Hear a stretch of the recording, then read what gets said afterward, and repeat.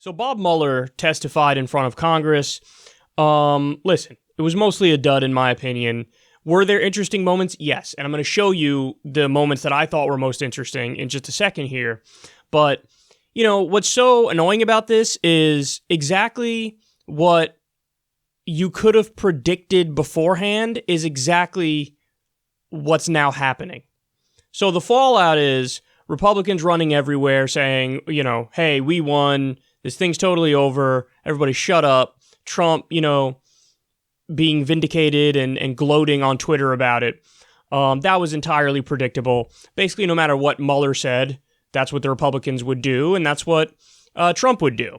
Now, on the flip side, it's the same thing for the Democrats. They're claiming, you know, that this somehow is bringing down Trump when it's not. It's not bringing down Trump, but they're, you know, taking their little nuggets from the testimony and they're harping away on the nuggets that sound, I need to stop saying the word nuggets, but they're harping away on, you know, the things that they think makes Trump look the worst. So, but is it a good thing that he testified? Well, yeah, because at least, you know, now we get him more on the record. However, he didn't say anything that wasn't like in the report.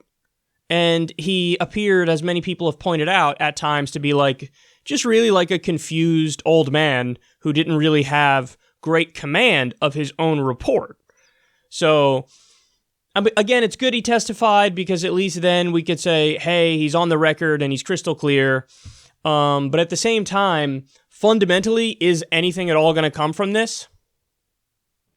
Now, having said all that, here's the moments that I found most interesting. Let's take a look and then we'll discuss. Did you actually totally exonerate the president? No. Under Department of Justice policy, the president could be prosecuted for obstruction of justice crimes after he leaves office, is correct? True. Was there sufficient evidence to convict President Trump or anyone else with obstruction of justice? We did not make that calculation. How could you not have made the calculation with the regulation? The OLC opinion, Office of Legal Counsel, indicates that we cannot indict a sitting president. So one of the tools that a prosecutor would use is not there. Could you charge the president with a crime after he left office? Yes.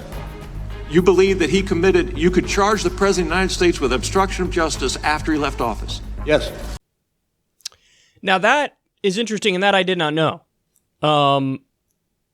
I thought, and I still think, that the investigation that Trump needs to look out for is in the Southern District of New York, where they're looking through all of his financial dealings, because there's no doubt that there's just countless sketchy things, to say the least, with his businesses. And if people are combing through those records, and they are in the Southern District of New York, you're going to find crimes. You're going to find maybe half a dozen crimes, and you can go after him on that front.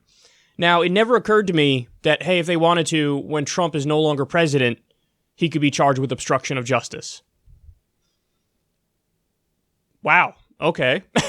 Now, will he be? Well, that's the thing that's so frustrating about Mueller, is that as he pretends to be like a straight shooter, he never really gives that straight of an answer.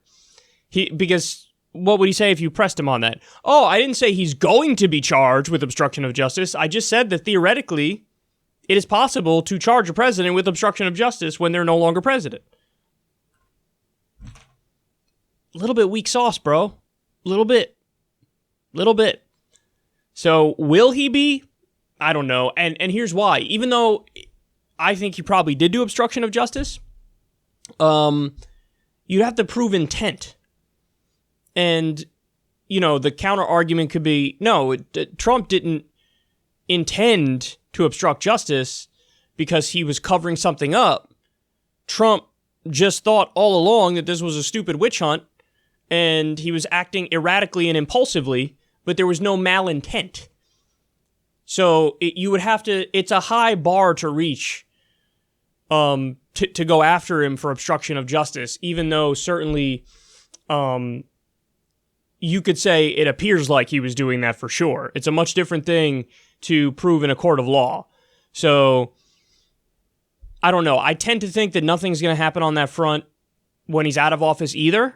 But as I've always maintained, I think he's got other problems when he's no longer president, and I think they will probably indict him on a variety of financial crimes because I think the evidence is pretty overwhelming on that front, whether it's money laundering or tax fraud or a bunch of financial crimes that he's been allegedly engaged in that we've seen some pretty detailed reporting on.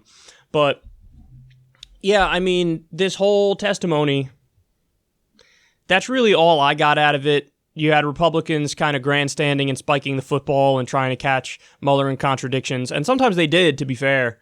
And you had Democrats just trying to get Mueller to keep saying, like, no, I did not fully exonerate President Trump. And he did say that a bunch of times. But then it's like, okay, what will be done about that? And the answer is Dickie McGee's axe. Absolutely nothing. Because we heard from Pelosi after this. Apparently Pelosi and Nadler had gotten into it because Nadler was like, let's open an impeachment inquiry now. And Pelosi was like, still, I don't know about that because I don't think we have all that strong a case. So that's where we're at. I don't know if we'll be getting beyond that. But the election's coming up soon anyway, and he's certainly incredibly beatable. Let's be serious about that. He's certainly incredibly beatable. You just have to make sure to run a populist, anti-corruption, left candidate who knows how to handle Trump and not somebody who's rolling the dice that's like a Hillary 2.0 type character. Biden, Biden,